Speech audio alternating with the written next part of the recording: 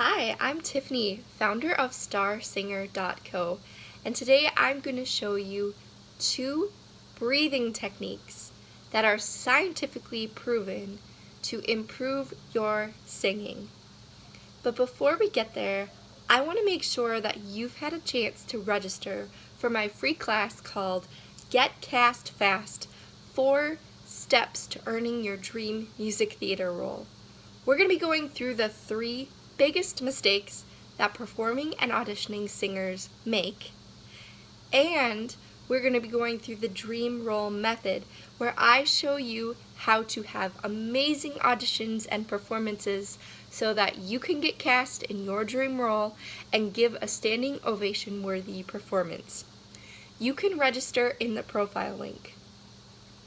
So now that you're registered, we're going to talk about 2 breathing techniques that are scientifically proven to improve your singing. Breath can be very complicated. The science of the breath is literally, like, if you calculate everything, wave pressure, tidal pressure, like lung capacity, like, it's legitimate rocket science. It's amazing that we as singers can even come close to having complete control over our voice. Because frequencies are based on, that would be pitch, are based on, like, being exact. Like, there's no way you could do the math, unless maybe you're a rocket scientist.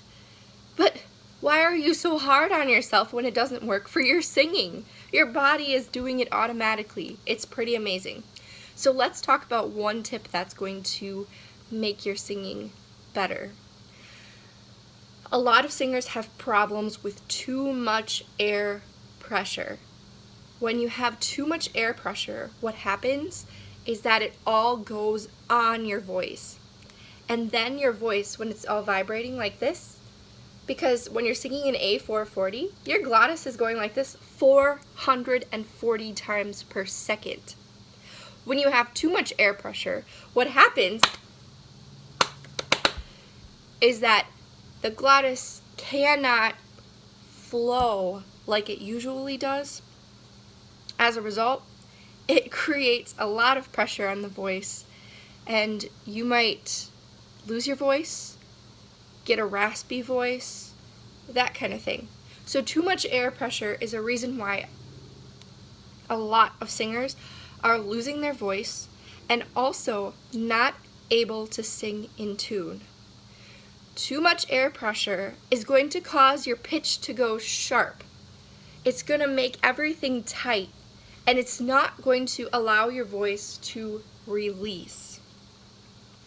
So in order to decrease that pressure, we want to keep your trachea open. If you change the shape of your trachea, of course you're going to change the pitch and the vocal tone.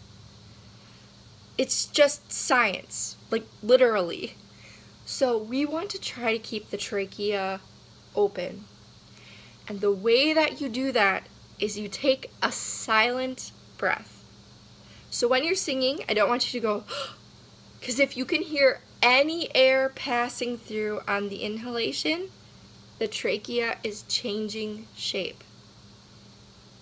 So when you breathe in through your nose, let the air pass through. A little sound through the nose is fine, but if you can hear sound in your throat, your trachea is changing shape. So I encourage you to try the silent breath and see how that works for you. All right, let's talk about supporting with the diaphragm. Supporting with the diaphragm. Because here's the thing, you've probably heard of that phrase before, right? You can't actually control your diaphragm. You see, your diaphragm is connected at the bottom of your rib cage, and it is not a muscle that you can control. You cannot control your diaphragm. You can't. You cannot directly control it, but you can indirectly control it through the muscles between your ribs, called your external intercostals. These are the muscles of inhalation, and we don't use them too often. I don't know if you've ever had the flu and you've been sick and, you throw up. We have to go there because it's important. And then you do it a lot because you have the flu, and the next day your ribs hurt. Those are your external intercostals, and we actually don't use them very often. So it's really important for singers to start to train those external intercostals. Now that process is a little bit involved, so we're going to make it simple. So the second technique that I have for you today, aside from the silent breath, taking your breath in silently, is making sure that when you breathe in, I want you to stand up, put your hands on your shoulders, nice and gentle.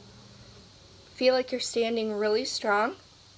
And when you breathe, if your shoulders are going up, if you can feel your shoulders want to go up, you're not doing it right.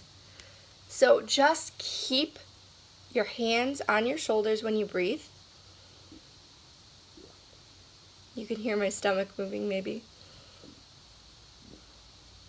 And you will see like a little bit, but when your hand's on your own shoulders, you'll be able to feel your shoulders want to go up, and you want them to stay down. Now if you can do this and keep this down, your body is going to start to learn how to breathe correctly and train those external intercostals so that you can support with your diaphragm, because it's not actually your diaphragm that we're controlling. We're controlling those external intercostals. So those are two really easy tips that are based on science, and you can, watch it again if you want, that are going to eliminate all of the BS, I guess you would call it, of breathing and get you some results.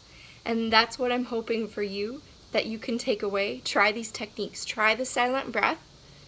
Try putting your hands on your shoulders and making sure that your shoulders don't go up, and your body will start to learn how to breathe. That's like the easiest way, and it will work. You just have to keep doing it and keep reminding yourself, because you're creating a new habit and your body is creating a new gesture.